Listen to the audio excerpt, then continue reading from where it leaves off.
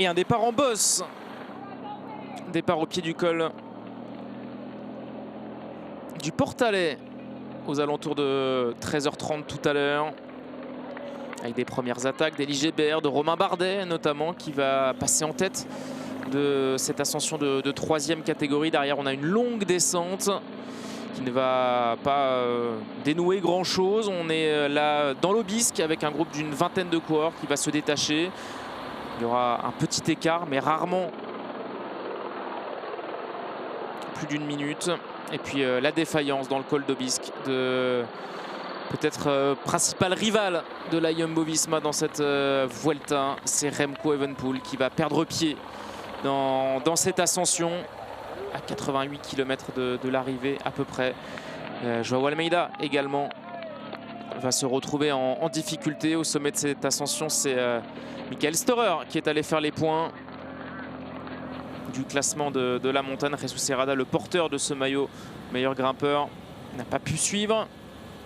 Là, on est dans la descente avec une moto qui a failli gêner, les motos qui ont failli gêner la progression des coureurs. Et puis un coup de force tenté dans cette descente avec la formation Bahrain Victorious autour des bons descendeurs que sont Damiano Caruso et Mikel Landa. Ils ont emmené avec eux Jonas Vingegaard et Sepp Kuss bien vigilants avant que tout ce beau monde, ce qu'il reste du peloton, ne se regroupe.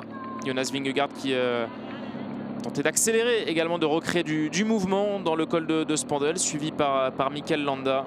Le tempo de la formation UAE pour Juan Ayuso qui permet un nouveau regroupement un peu moins de 60 km de l'arrivée.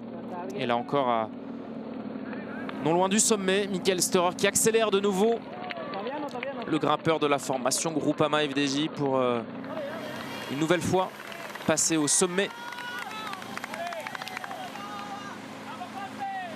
et amasser le maximum de points possible au classement de la montagne. Derrière, on avait une vingtaine de kilomètres de vallée dans lesquels la Jumbo-Visma a contrôlé, a roulé, permettant le retour de certains, dont Lenny Martinez. Et là, nous sommes dans l'ascension finale donc, du Tourmalet à 8 km de l'arrivée après le gros tempo pendant la moitié de la montée de Wilco Kelderman. Jonas Vingegaard par 2 fois, donc accélère. La deuxième attaque est la bonne. Va prendre rapidement une trentaine de secondes d'avance.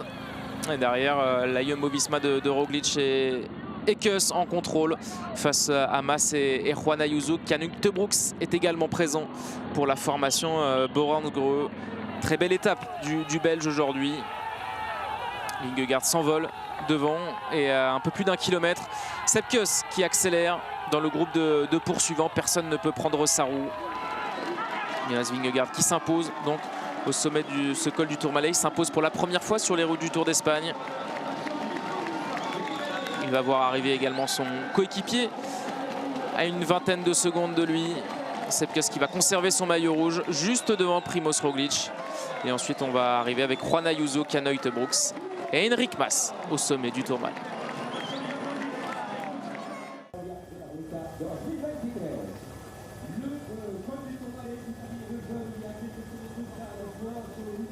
On vous remontre le top 10, donc dominé par les Espagnols et les Belges aujourd'hui.